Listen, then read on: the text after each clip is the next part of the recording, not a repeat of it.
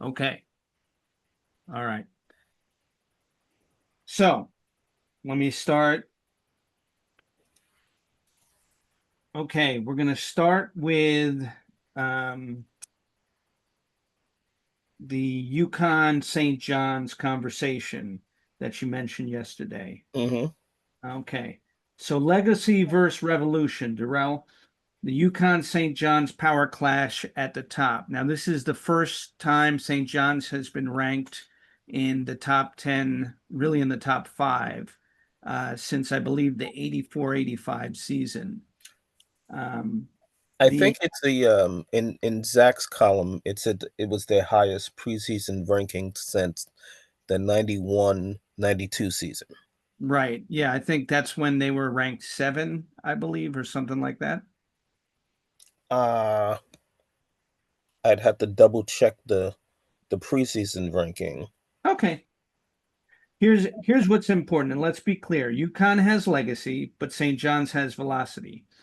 And I think the most important thing for us to recognize, especially right now, based on what happened over the summer with Pitino's class being ranked so high in terms of the portal, is that Dan Hurley may have won a couple of championships in a row, but since then, he's had more of emotional breakdowns than he's had real ability to foster a team that looks like they're ready to move, to the next level.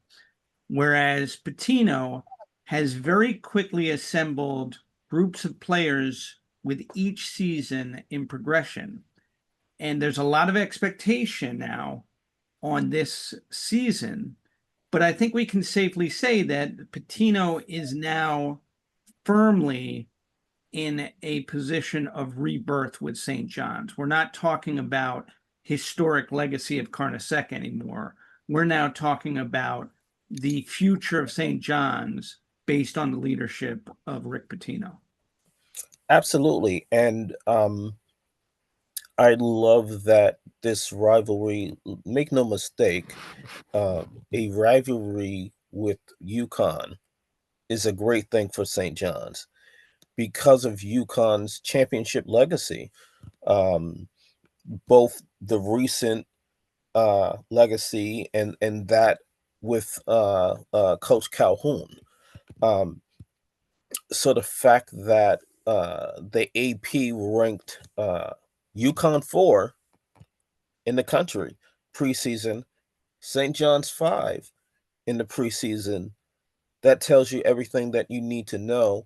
We have these two Big East Titans, one that has been a Titan for a while, one, as you said, that's a new Titan uh, in the Big East. You have them both in the top five in the country in the preseason polls, uh, both at the top of the Big East. That will certainly be a topic of conversation next week at Big East Media Day.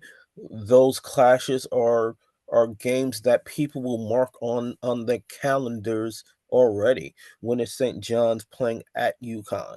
When is Yukon coming to Madison Square Garden? Those are things that we can already look forward to in the 25-26 season that begins the first week of November. And I have to tell you, I was actually excited that the rankings came out with UConn 4 and St. John's 5 for two reasons. Number one, the ability to debate you on this, but number two, the excitement of having two Big East teams in the top 10. That hasn't happened in a long time, with the 4 or 5 ranking, number one. But number two, I think it's really, really saying something about, again, what Pitino is bringing back to the Big East. But more importantly, what the Big East now is returning to after more than a decade of, really getting away from what the Big East was for decades. And one of the things that I think is the consideration of the AP is that Hurley is returning a team with 60% of his players versus St. John's, where Pitino is bringing in a whole new cast around Ejiofor. So it's a dramatic difference. And, whether or not you believe that Solo Ball and Caravan are really, as talented as everybody has made them out to be, you have to respect that they're returning, and that says a lot. And that, brings that experience and that cachet for Yukon that a lot of teams don't have right now. Absolutely, and um, let's face it, it's a game with young men, so experience, having championship experience is a huge plus for Yukon. Um, Obviously, St. John's has it at the head coaching position, but Yukon will have it on the floor, and that is an intangible that is invaluable. You really can't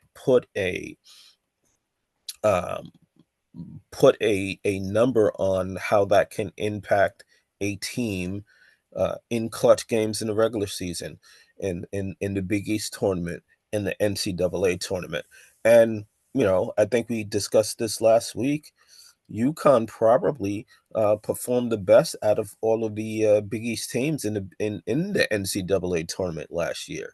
Um, so and that was partially because of those players. So um, it does set up an interesting uh, clash between them, not only in at the head of the at the top of the AP polls in the country, but also as the top two teams in the Big East, with everyone else trying to get to the level of UConn and St. John's. Creighton, I believe, was the only other Big East team in the top 25 preseason poll, and I believe they were 23. That's correct. And I want to, bring back to the argument the fact that, continuity is safe, but safe doesn't win the future, it preserves the past. And UConn, has that continuity, whereas St. John's has reinvention. You can also look at the fact that Hurley, to your point, inherited a system from Calhoun, whereas Pitino is the system, adaptable, eternal, and self-optimizing. That's what Rick Pitino represents. And if you look at, what he's brought in to complement Ejiofor with Hopkins and Jackson and Sannon, this forces teams to play to their rhythm, not, the other teams. And then, I also think you have to just look at the credibility of Rick Pitino as a architect overall to understand how to build teams within his conferences. That's one thing that he has historically always understood, how to look at mastering his own conference to help his team rise to the top. And he's looking at these early tests, like the game against Michigan and Alabama and Kentucky, not as early tests to just, see what his team is about. But this year, he's looking to prove that his team is ready to go to the next level. Absolutely. Let's put the gauntlet down. Um, and we talked about certain people thinking that St. John's was at least a second weekend team in the tournament last year, possibly a Final Four team.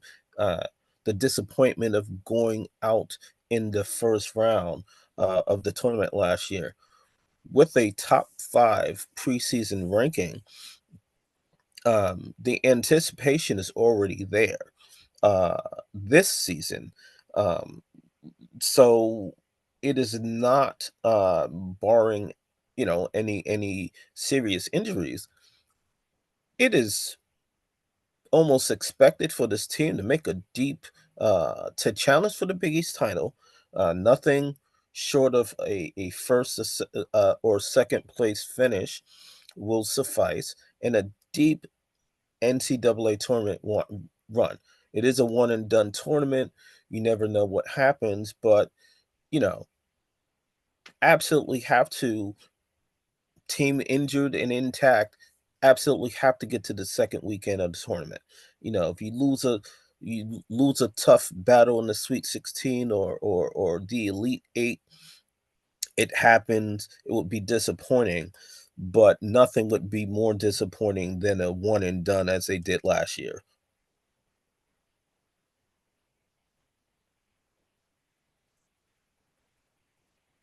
Mhm. Terrific. So I want to move on to the fans and looking at your argument. What are the fans overlooking? So you're absolutely right that the pressure is 10 times, 10,000 times, truthfully, higher on Pitino. This year, they're the Big East reigning champions. They got the best recruiting class, and they have a very, very top heavy early schedule of tests to prove themselves. Now, that being said, this is not a roster that St. John's has. This is a mercenary list. You have a bunch of guys basically that were brought in specifically for this purpose. So you've got to think, how excited are the fans and what are they overlooking based on whether or not this team has the chemistry, which is what Hurley's team definitely has, because you have a number of returning players.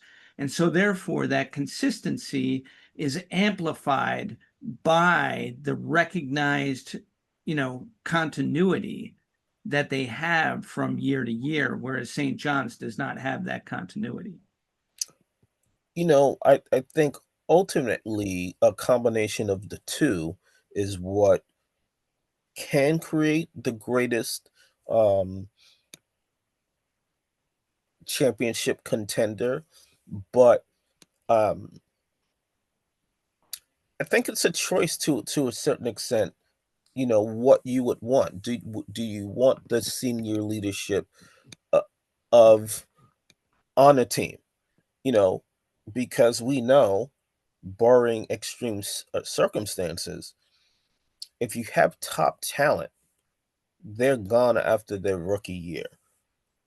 Excuse me, after their freshman season. Maybe you can get them to stay a second year. If somebody's there for a junior, for a senior year, their chances of playing pro ball at the end of their collegiate career is short. It and there are guys that we talked about. Did Kadari sign with Detroit? Was it? Darius signed with Washington. With Washington, the Wizards, yes. Yeah. Right color, wrong team.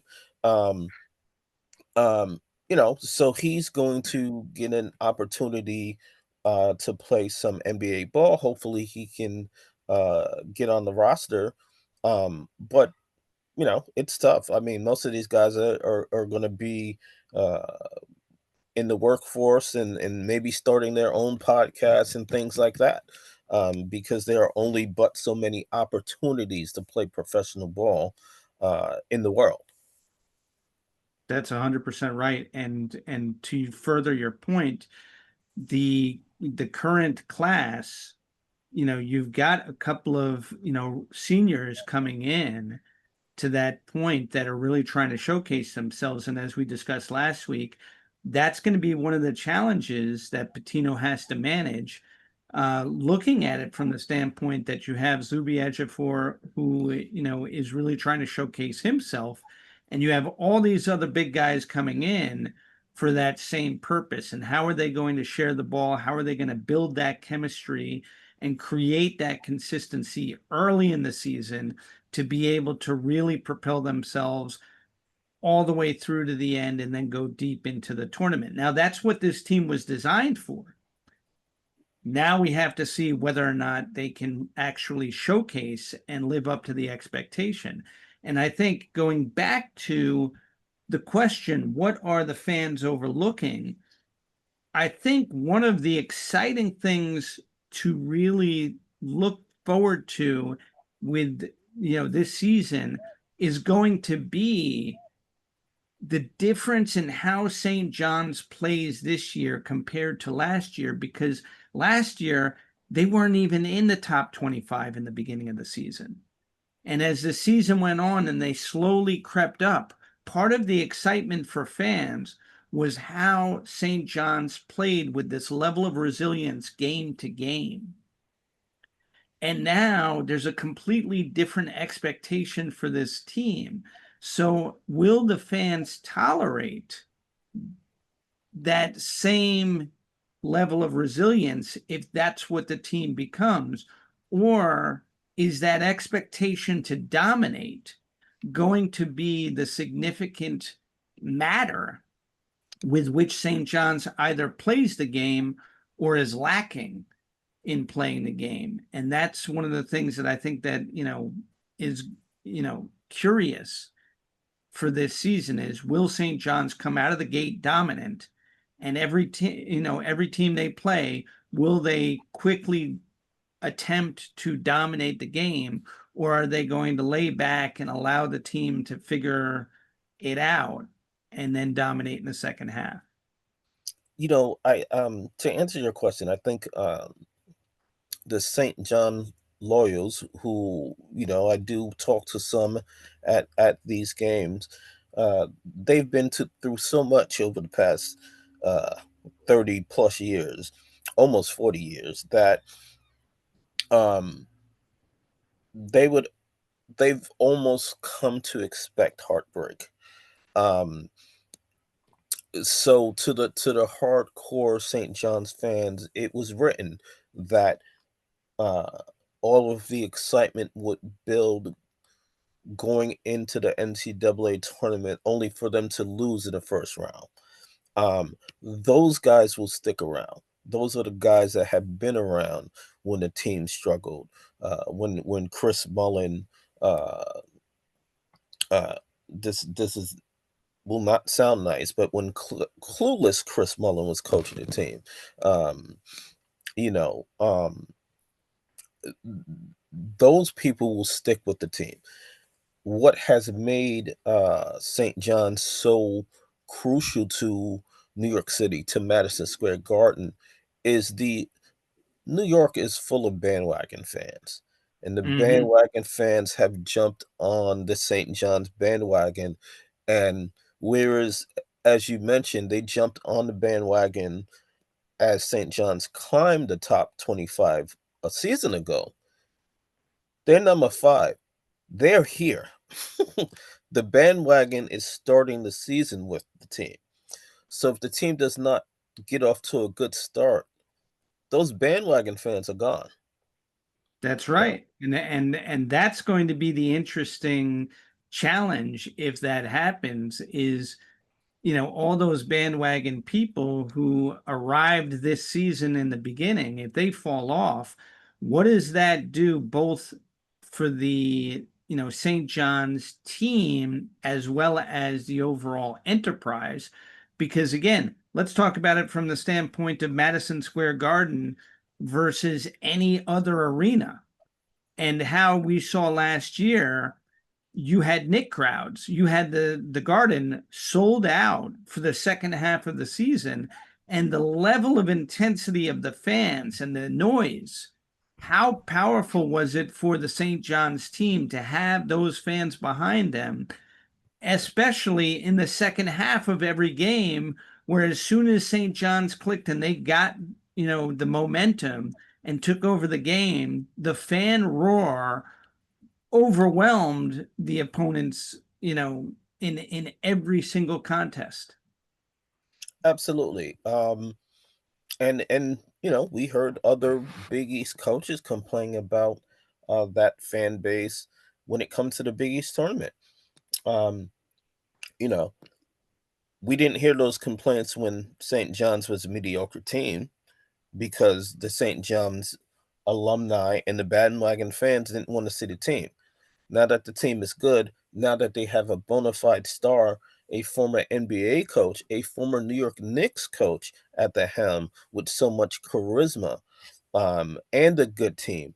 People want to see that. People want to cheer on Pitino. People want to cheer on the student athletes. People want to cheer on the St. John's Red Storm.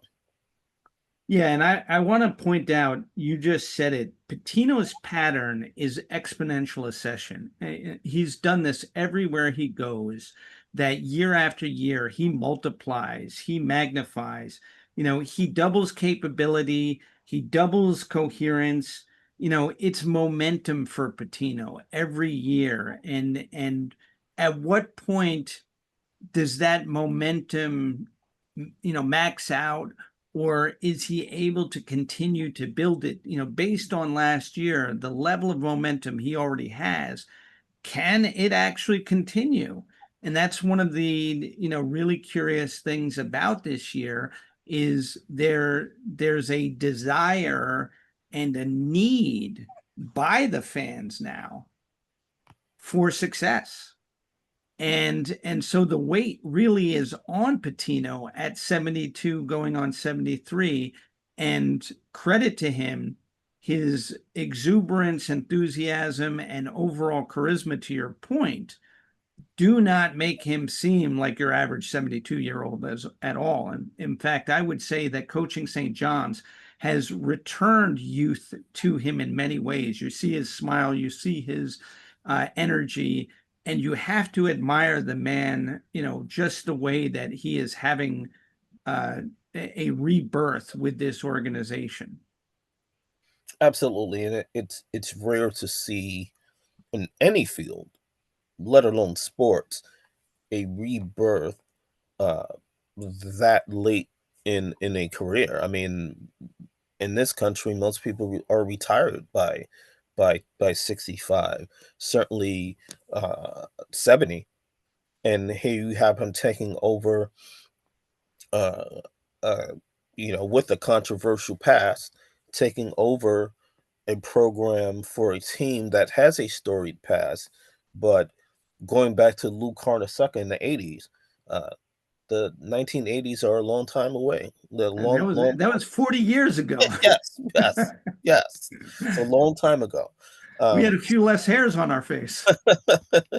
so, um, and the fans that are older than us, the fans that were either alumni when Carnesecca was there, winning championships, or were actually there as students. Those are the ones that are enjoying this ride so much, despite the rise in ticket prices. I've heard complaints about that, but you know, if you are an all-in alumni who has the financial wherewithal to buy those premium seats at the Garden, you're going to be there because this is your team. This is your your school that you went to. Lord knows I would love to do that for NYU, but it's Division III basketball. That's Not right. quite as good, not quite as exciting. We'd have to get them to another level before we could make that pivot. And speaking of pivot, I now want to look at the Big East. Again, last week we talked about it, and last year I think it was a controversial discussion, especially in the NCAA, whether or not the Big East was really prepared, because obviously all of the Big East teams lost in the second round. Going back to Pitino's impact on the Big East, you look at, the fact that now you have three teams in the Big East in the top 25, and St. John's and Yukon, 4 and 5 rankings. Does this give the Big East real credibility, or is this just another paper tiger? It gives the Big East real credibility, um, because if you have two teams in the same conference that can remain in the top 10 throughout the season, then you have two teams that can legitimately go out there and win the NCAA tournament. And we know the Villanova Wildcats program has fallen off, since their coach retired. But if you look back at the last decade or so, you had a couple of guys that play at Madison Square Garden, Jalen Brunson, Josh Hart, Bridges, that won NCAA championships with Villanova. You have the Yukon championships. So the Big East has had it over the last decade a championship pedigree in the NCAA tournament. So I think the NCAA, in and of itself, values that pedigree that the conference has. And I want to add to this that whereas, we talk a lot about, now what Pitino has brought to St. John's in the Big East.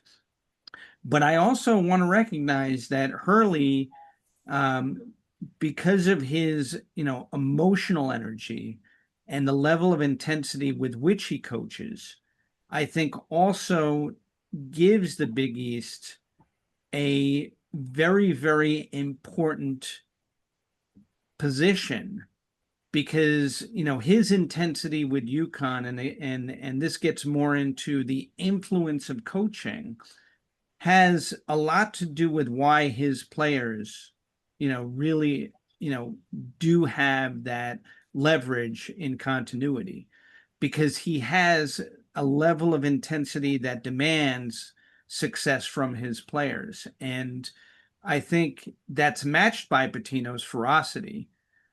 But I think that Hurley provides again that intensity at a level that, for the Big East overall gives the teams that, are really competing for that, top spot a, a, something to hang their hat on by beating Yukon. And, that's one of the things that you look at any conference, who's the team that you got to beat? And right now, St. John's is becoming that team, but Yukon has been there for the last decade. And, Absolutely. and I think that's the credibility to Hurley, is that he took over that organization. And yes, he was inheriting a system, but he has continued to keep that system, flawless to a great degree. And I will add that, don't forget that UConn left the Big East briefly for, I believe it was the AAU. So great move by Val Ackerman and the leadership of uh, the Big East saying, wait a minute, we need UConn back.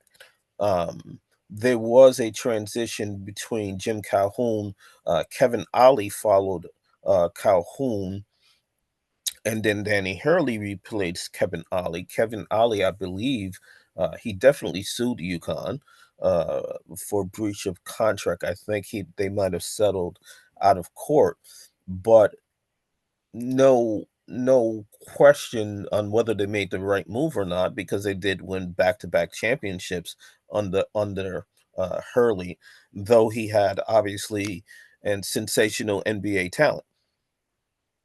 But the bottom line is they did win back-to-back championships, and so that was a win for UConn, but that was also a win for the Big East as well.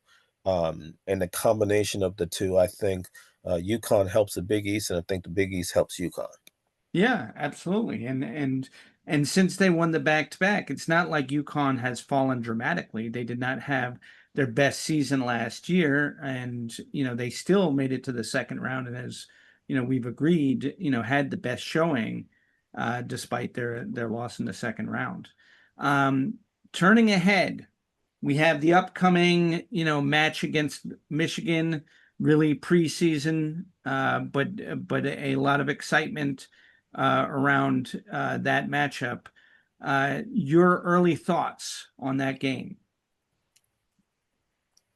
Um, I think the game against Michigan, if I'm not mistaken, is an exhibition.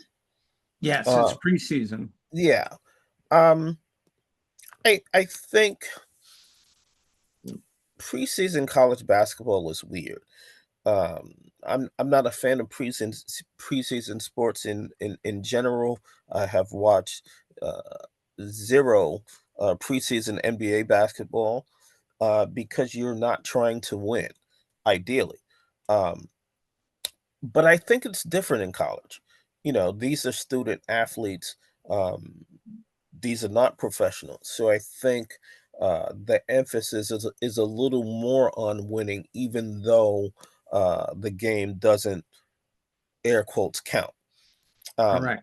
so I think from a St. John's perspective, you want to see these guys on the court. You want to see them on the court together. You want to see the beginning of them gelling together. Um, and I meant to make this point earlier. You know, as a coach, would you prefer to have the the uh, the senior leadership, the championship experience that Hurley has with Yukon? Would you rather have more talent, but the challenge of molding that talent into a team? Creating that Cer- cohesion. Yeah. certainly Yukon, because of their cohesiveness in senior leadership, should be a better team than St. John's at the beginning of the season. But what are these teams going to be at the end of February? If St. John's is the more talented team, uh, and Pitino was able to uh, get them to be a cohesive unit, they may be the more talented team going into the Big East tournament, going into the NCAA tournament. Whereas UConn probably has potentially a lower ceiling. I agree with you on the fact that preseason of any sport is absolutely useless overall to us as fans. It is very valuable to coaches, however, and it's also valuable to bench players because again, these early, preseason games gets their feet wet, gets the butterflies out, gets a lot of the early mistakes out where it doesn't count. And so to your point, you're allowed to lose. And I think that's the only time that's this season St. John's is allowed to lose. So if they don't win against Michigan, there's no expectation that they had to win. That being said, we're talking about Rick Pitino, whose level of ferocity with winning is very, very hard to compare with. Um, and additional to that is that I think that Pitino architected this specifically to challenge this particular team with recognizing their lack of cohesion or to find out quickly how cohesive a unit can they be. Because again, the main thing about the Pitino system is that you have to shed your ego. There cannot be ego in a Pitino system because it's all about the team and the relentless pursuit, on defense. So the Michigan game to me is really going to be a test of how well St. John's plays on defense. I don't think he cares about the offense because, again, these guys are so much better than the offense that he had last year that his expectation is they're not going to have the trouble on offense than they did a year ago. But Right. the more important factor, because again, this is what Pitino is all about, is defense and defensive cohesion and the ability to press constantly. And now I have to return back to the Yukon St. John's argument to point out that I think the big difference between Yukon this season and St. John's this season is the fact that Yukon has a strong returning cast, but in terms of pressure, they folded last year under pressure. And, St. John's is built around pressure under Pitino. And I think the difference between last year's St. John's team and this year's St. John's team is if their defense is as good as it can be, they're going to be even more unstoppable than they were last year. And that defense was ranked #1 in the country. And Pitino is a defensive focused coach. So there's an easy way of finding out who's going to play or not. Pitino would rather, and this was RJ in the final game of the season. You don't play defense, you don't play. That's right. It could be the best guy on the roster. He'd rather have the guys out there that's gonna hustle and compete on defense than the guy that's the superior talent, but is gonna ball 100%. hard and not hustle on defense. Pitino Yeah. will play the lesser player, and we saw that with RJ in the final game of last season. 100%. I remember early in last season, before he got injured, Pitino singled out Brady Dunlap for how hard he was working and playing defense on the team. And you're talking about early season between November and December. But Kadari Richmond got that message. And between Kadari and Zuby, from January on, you did not see a press conference without either one of them because of how much they committed to the Pitino system. And I think part of it was that Pitino, by singling out Brady Dunlap in a press conference and saying he's working the hardest, the rest of those guys heard that and said, you know what? We got to work harder. Absolutely. And, So and that was him challenging the team through another player. That's exactly right. We want him to acknowledge us in the press conferences, not somebody coming off the bench. That's right. All right, I think we've got this one wrapped up. Derrel, as always, very, very exciting. I'm looking forward to this season with you, and I can't wait to have our next debate next week. Same here. I look forward to it as well.